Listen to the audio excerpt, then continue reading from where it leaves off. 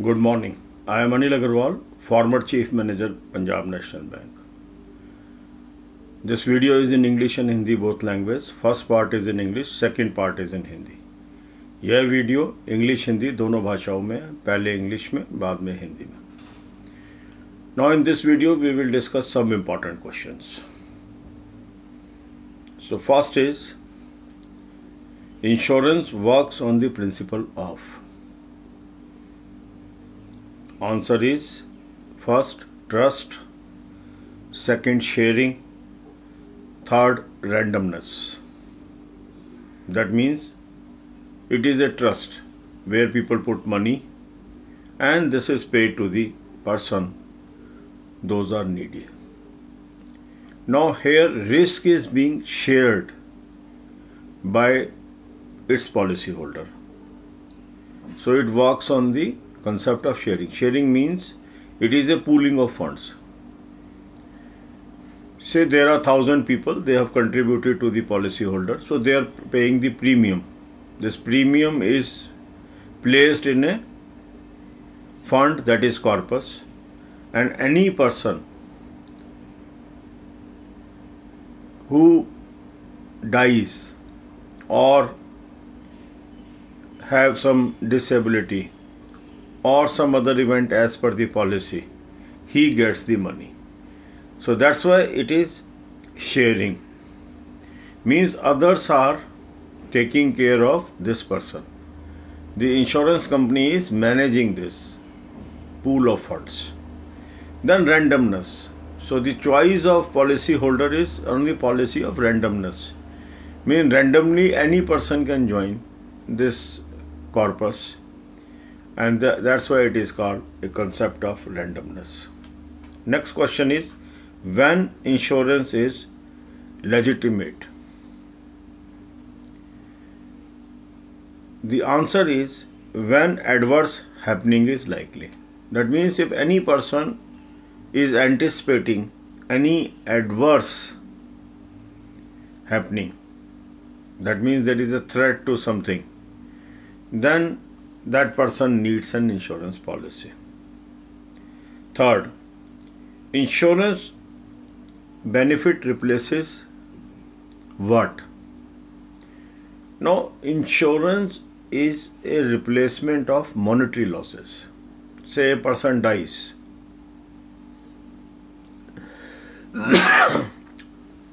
The income that was coming from him will not no more available. It's a monetary loss. So life insurance will compensate it partially. Means he will pay the insurance money to the family and the family can earn income over that money. In the similar fashion, say there is a car on the non-life insurance concepts and it is stolen. So there is a monetary loss. Now a part of this loss is compensated by the insurance company. Next is, why people hesitate to buy life insurance? Now the first reason, they are not aware about its need. Many people feel they will not die, and that's why their family don't need any insurance. This is a myth, but fact is everyone will die one day. Second, they prefer to enjoy present. Now people have limited income. One is they spend this money on today or they postpone this enjoyment. So most people prefer present enjoyment, and that's why they don't want to pay premium and get insured. Next question is, what is right time for taking life insurance? Some people may ask whether before marriage one should take the life policy. Some people may ask after marriage one should take the policy. But the concept of insurance says all the time is right. Whenever you take a policy, it is the right time. Because risk is perpetual. So whenever you get it insulated, insured, it is better. Next is, retention of risk may be done conveniently by what type of people? Whether it is large corporates, small corporates, individuals, or something else. So answer is large corporate. Bigger is the organization, better is retention of risk, because they feel they can compensate themselves. So they would not like to get insurance done. Next question is, a valuation is done by the life insurance. Why? Now, valuation of its assets, valuation of its portfolio is done keeping in view, first, it is a statutory requirement. That means it's a legal requirement as per law of the nation. Second, it is necessary to declare dividend to shareholders. So that's why they have to calculate whether they are in profit or not. Third is, it tells insurance how well it is managing the business. Because unless they evaluate their portfolio, they value their portfolio, how they will come to know what is their performance? So these are few questions that is covered today.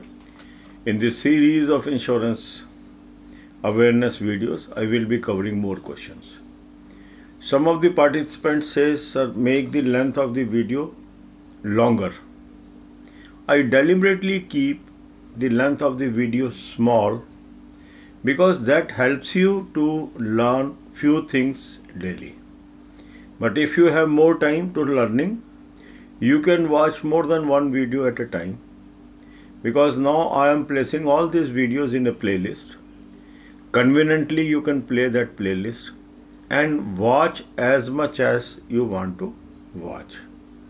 But certain people, they may like to learn in a gradual fashion, and that's why I always try to keep my videos length small so that it is easy to grasp, easy to learn. All the best. Thank you very much. अब यही बातें हम हिंदी में करेंगे. कुछ लोगों ने कहा कि सर आप वीडियोस जो हैं लंबी बनाइए ताकि एक ही बार में हमें ज़्यादा पढ़ने को मिले. पर मैं जो वीडियो की लेंथ छोटी रखता हूँ ताकि थोड़ा थोड़ा कंसेप्ट आपको डेली समझ में आता रहे और ओवरऑल आपकी नॉलेज बढ़ जाए. पर साथ ही साथ ये सारी वीडियोस मैं एक प्ले लिस्ट में डाल देता हूँ, तो जो लोग ज़्यादा देखना चाहते हैं वो एक से ज़्यादा वीडियोस देख सकते हैं, पूरी वीडियोस भी एक साथ देख सकते हैं, वो उनकी चॉइस है. अब पहला प्रश्न ये उठता है कि जो इंश्योरेंस है वो किस सिद्धांत पर चलता है, किस प्रिंसिपल्स पे चलता है. तो इसका आंसर है trust, sharing and randomness.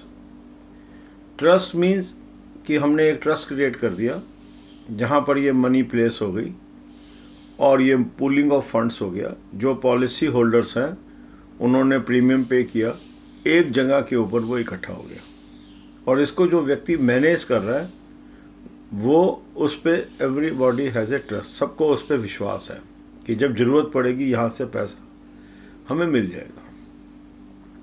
Sharing, ये एक शेयरिंग ऑफ रिस्क है. जो इसका सिद्धांत है शेयरिंग ऑफ रिस्क मीन्स 100 लोग मान लीजिए अर्न कर रहे हैं पैसा. अब 100 लोगों के साथ जो प्रॉब्लम है एक साथ नहीं आएगी, और ये कभी किसी के साथ आ सकती है, कभी किसी के साथ आ सकती है. तो अब क्या कर रहे हैं, ये 100 व्यक्ति अपना प्रीमियम पे कर रहे हैं, उससे एक पूल ऑफ फंड्स क्रिएट हो रहा है, और जिस फैमिली के अंदर ये कैजुअलिटी हो गई है उसमें से ये इंश्योरेंस पे कर दिया जाएगा, तो उसकी मदद हो गई. तो जो शेयरिंग ऑफ ग्रीफ और शेयरिंग ऑफ फाइनेंशियल एबिलिटी, ये इसके पीछे कंसेप्ट है. रैंडमनेस, रैंडमनेस का मतलब है कि जो व्यक्ति इसमें आ रहे हैं वो रैंडम सैंपल से आ रहे हैं, एक ही तरह के सब व्यक्ति नहीं है. कुछ हेल्दी भी हो सकते हैं, कुछ उसमें अनहेल्दी हो सकते हैं. तो रैंडमनेस से क्या होता है, जो रिस्क है वो वेल डिस्ट्रीब्यूटेड हो जाता है, क्योंकि सभी लोग एक साथ नहीं मरेंगे अनलेस कोई वार छिड़ जाए या कुछ हो जाए, जिस दौरान कई बार इंश्योरेंस कंपनीज को हैवी लॉस भी होता है, कोई महामारी फैल जाए या कुछ हो जाए. पर अदरवाइज अगर नॉर्मल देखा जाए तो एक डेफिनेट पैटर्न के अंतर्गत ही प्रोबेबिलिटी ऑफ डेथ होगा. तो उस रैंडमनेस की वजह से वो टेकन केयर ऑफ हो जाता है. दूसरा है व्हेन इंश्योरेंस इज लेजिटिमेट. कब इसकी ज़रूरत है, तो ये है जब adverse happening is likely, means कोई विपरीत परिस्थिति आने वाली है, तो ऐसे वक्त के अंदर इंश्योरेंस की ज़रूरत होती है. मान लीजिए किसी की डेथ हो गई, मान लीजिए किसी की आग लग गई, मान लीजिए किसी की कोई चीज़ चोरी हो गई, तो ये एडवर्स हैपनिंग्स है। इसको कवर करने के लिए आपको क्या चाहिए? इंश्योरेंस। तीसरा है इंश्योरेंस बेनिफिट रिप्लेस। जो इंश्योरेंस का बेनिफिट क्या है, अब कोई भी घटना दुर्घटना घटती है तो उससे क्या होता है? फाइनेंशियल लॉस भी होता है। जैसे मान लीजिए अब किसी की डेथ हो जाती है तो एक इमोशनल लॉस है, वो व्यक्ति चला गया दुनिया से। दूसरा फाइनेंशियल लॉस भी उस फैमिली को होता है, क्योंकि जो वो अर्निंग्स थी उस व्यक्ति के द्वारा अर्जित की हुई, वो उस परिवार को नहीं मिल रहा। अब ये जो लॉस है कैसे कंपनसेट होगा? इसके बदले इंश्योरेंस कंपनी ने पैसा दे दिया इस परिवार को, और उस पैसे से वो फर्दर पैसा कमा सकते हैं या उस पैसे को कंज्यूम कर सकते हैं। इसको हम बोलते हैं कि मॉनेटरी लॉस को इसने टू सम एक्सटेंट कंपनसेट कर दिया। फुल्ली कंपनसेट नहीं कर पाती कोई भी पॉलिसी, क्योंकि जो पॉलिसी आप ले रहे हैं फुल इंश्योरेंस करा ही नहीं रहा है कोई व्यक्ति। इसी तरह किसी की car and non life insurance में कार चोरी हो गई तो कार की कुछ कीमत इंश्योरेंस कंपनी पे कर देती है, तो ये लिमिटेड लेवल में to some extent monetary loss cover हो गया उसका। Why people hesitate to buy life insurance. लोग क्यों घबराते हैं लाइफ इंश्योरेंस लेने से? सबसे पहली चीज़ तो ये है कि उनको पता ही नहीं है इसके बारे में, इसके बेनिफिट्स की जानकारी बहुत ज़्यादा लोगों को नहीं पता है। उनको ये भी नहीं लगता कि ये उनकी ज़रूरत है, क्योंकि सब व्यक्तियों को लगता है कि शायद उनकी डेथ नहीं होगी, वेयरएज फैक्ट इज अदरवाइज। तो आदमी को लगता है जब मेरी डेथ ही नहीं होनी तो मैं क्यों पैसा वेस्ट करूं, मैं इंश्योरेंस क्यों खरीदूं। दूसरा है they prefer to enjoy the present. वो आज वर्तमान को जीना चाहते हैं, क्योंकि जब मैं ये कोई इंश्योरेंस कराऊंगा तो मुझे इसकी कॉस्ट भी देनी है। कॉस्ट मीन्स प्रीमियम देना है। तो व्यक्ति सोचता है यार ये जो कल का फ़ायदा होना है इसकी क्या ज़रूरत है, आज ही इस पैसे को कंज्यूम करते हैं, एंजॉय करते हैं। तो ये जो दो कारण हैं, ये जो माइंड सेट्स हैं, ये एडवर्स हो जाते हैं कि आदमी लाइफ इंश्योरेंस पॉलिसी नहीं खरीद पाता। इंडिया में आप देखेंगे अधिकतर लोग life insurance policy taxation purpose के लिए खरीद रहे हैं। बहुत कम लोग ये सोच के खरीद रहे हैं कि उनके परिवार को इसकी ज़रूरत है। क्या सही वक्त है इंश्योरेंस पॉलिसी खरीदने का, ये अनदर क्वेश्चन है। कुछ ऑप्शंस में होता है कि मैरिज से पहले, कुछ में होता है मैरिज के बाद, पर सही आंसर इसका ये है कि हर वक्त इसके लिए सही वक्त है जब आपको रियलाइज़ हो जाए या व्यक्ति को रियलाइज़ हो जाए कि उसकी इंश्योरेंस होनी चाहिए। अब अनदर क्वेश्चन ये आता है कि कौन सी तरह की ऑर्गेनाइजेशन रिटेंशन ऑफ रिस्क अच्छी तरह कर सकती हैं? बड़ी कंपनियां, छोटी कंपनियां, इंडिविजुअल्स? तो इसमें आंसर आता है लार्ज कॉर्पोरेट्स, क्योंकि उनके पास पैसा है कि वो अपने एम्प्लॉय का टेक केयर कर सके। पर जो छोटे कॉर्पोरेट्स हैं वो नहीं कर सकते, इंडिविजुअल नहीं कर सकते, तो इनके लिए बहुत ज़रूरी है इंश्योरेंस का कराना। अनदर क्वेश्चन है, a valuation is done by life insurance why. कि जो लाइफ इंश्योरेंस कंपनीज हैं वो वैल्यूएशन क्यों करती हैं अपने पोर्टफोलियो को, क्या ज़रूरत है उनको? तो इसका आंसर है कि ये स्टैट्यूटरी रिक्वायरमेंट है, मतलब लॉ ऑफ लैंड की रिक्वायरमेंट है कि आप वैल्यूएशन करके बताओ, इससे पता लगेगा इस इंश्योरेंस कंपनी की हेल्थ क्या है। दूसरा, अगर उसको डिविडेंड डिक्लेयर करने तो प्रॉफिट से वैल्यूएशन करना जरूरी है। प्रॉफिट पता ही नहीं होगा तो कैसे डिविडेंड डिक्लेयर करेंगे। और तीसरा कारण है कि इंश्योरर को पता होना चाहिए कि ये बिजनेस कैसे मैनेज हो रहा है, क्या उसकी हेल्थ है फाइनेंशियल। तो ये कारण है। तो इस प्रकार थोड़े थोड़े क्वेश्चन हम इन वीडियोस में कवर करेंगे, और अगर आप इसको देखते रहते हैं, सुनते रहते हैं, तो क्या होगा कि आपके दिमाग के अंदर इंश्योरेंस कॉन्सेप्ट्स की क्लैरिटी हो जाएगी। तो जिस भी तरह का वहाँ क्वेश्चन आता है एग्ज़ाम के अंदर, क्योंकि आपके दिमाग में इंश्योरेंस के बारे में क्लैरिटी है, तो आप आसानी से उसको अटेम्प्ट कर पाएंगे। Thank you very much.